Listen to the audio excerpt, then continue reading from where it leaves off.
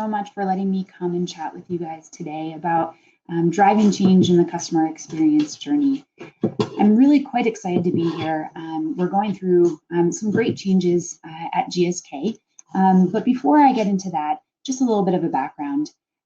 So most of my experience within customer experience is outside of the pharma industry. And really, where I've spent a lot of my time is in consulting, working with companies like Walt Disney World, working directly with companies like 7-Eleven, Samsung, and now at GSK. So at GSK, I am in the global group leading our overall strategy for customer experience and content strategy. So what does this mean? This means that over the last couple of years, we have embarked on a journey to really try to figure out what does customer experience mean to GSK. Obviously, we all have been through the same challenges in 2020 around COVID. And COVID was an absolute accelerator for us and created that burning platform for omnichannel engagement. 2 years ago, there were no customer experience resources in the job title at GSK that I'm aware of. But now you see customer experience experts all throughout our markets, all throughout the global organization. This is a huge shift, and COVID has helped us with that. COVID forced us into a new reality in 2020 that we've had to completely accelerate to push forward. The digital outreach for us has always been there. It's always been in the works, but COVID accelerated the need to transform digitally, as it has for many of you guys. What we found, though, is that the trends are starting to suggest that our customers expect that digital engagement going forward. They don't necessarily expect, our ways of interacting with them to go back to the way they were pre-2020, but rather for digital to be that primary interaction point between themselves and the field force. We obviously aren't the only industry facing this pressure, and that's become abundantly clear. We see kind of the digital strategy engagement increase all throughout the industries that we interact with on our daily lives. But what that does is it puts an immense amount of pressure for us to keep pace within the pharma industry. We can no longer rely on kind of the standard ways of interacting because our customers are getting smarter. They're getting more enhanced experiences elsewhere. So it's driving that need for us to match that, for us to have that precision. And so really what we're trying to do is create a data-driven approach. We really need to combine data with interacting with a customer on the right channel, interacting with the right customer on the right channel at the right time with the right message.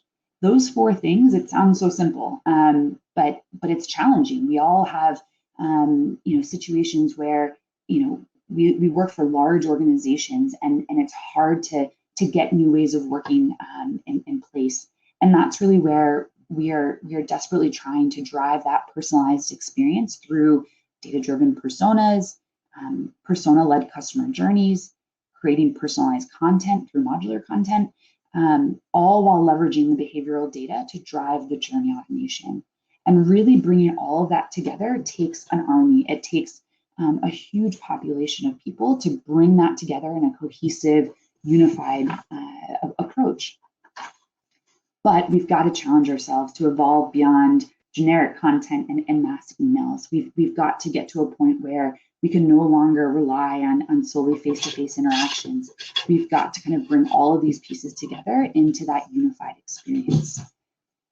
And so that's really where we're trying to get to a point where we're deploying omnichannel campaigns, we're leveraging real-time data, and we're using that to not only inform our digital strategy, but how to inform the field force in terms of what is that best next one-to-one interaction between them and the customers.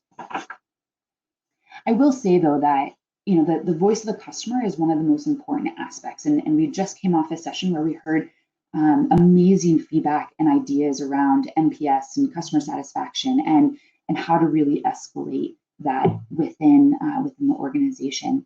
We're going through that journey as well at GSK, and creating that feedback loop from our customers is incredibly critical for us to understand and ensure that we have created the right engagement model.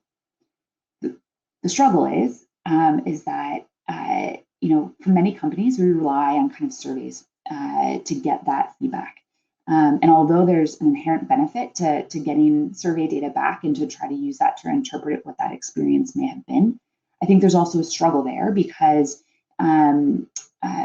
we have to move to a point where we can begin to predict what that customer experience was. We need to leverage comprehensive, connected, and dynamic customer level data sets. And that's where, with any customer experience strategy, it's only as strong as the data that exists within the organization.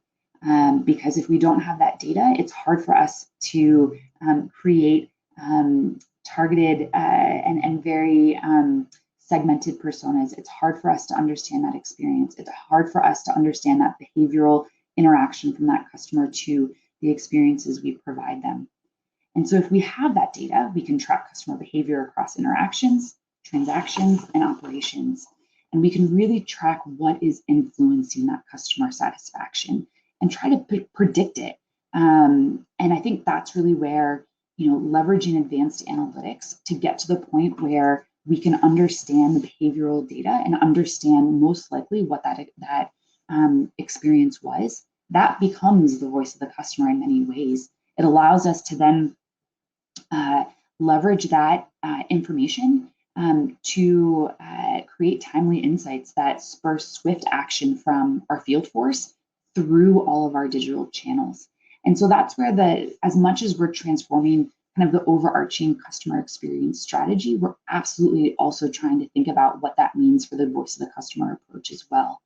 And I think that's where, when you combine kind of campaign automation, personalization with the overarching customer data, that's where you really get that kind of sweet spot around your customer experience strategy.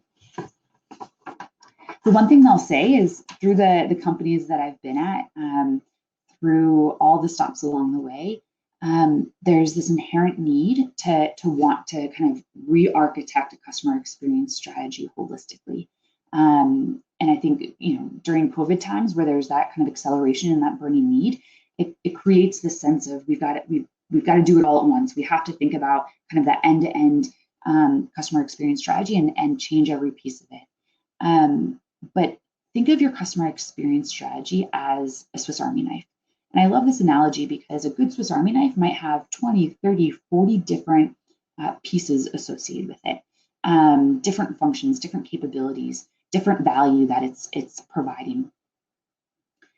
But that Swiss Army knife, even just with one piece, one little knife out of the 20 or 30 that might be in there, that drives value. And so what we are absolutely trying to do is take a very agile kind of product development mindset to our overall approach to customer experience, which is take everything piece by piece, rather than rolling out your customer experience strategy holistically, where you might end up having poor results across 100 different things.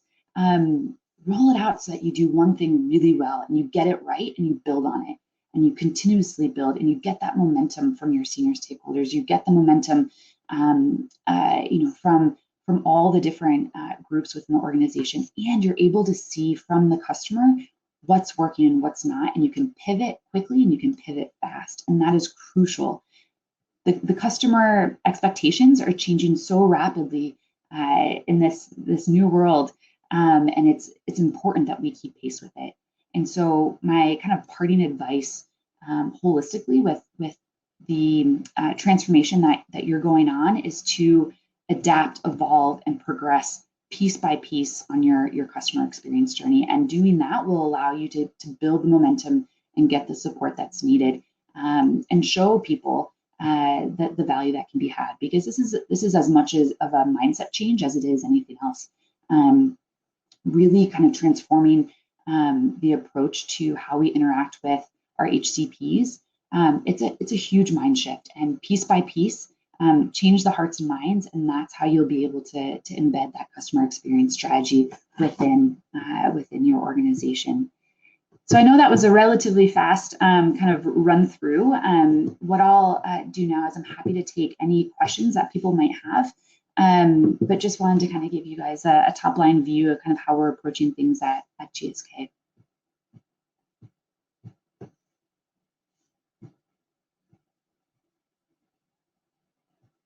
All right, let's see if I can kind of work through the chat and see what's here. Apologizing for not interacting at the moment. All right, let's see.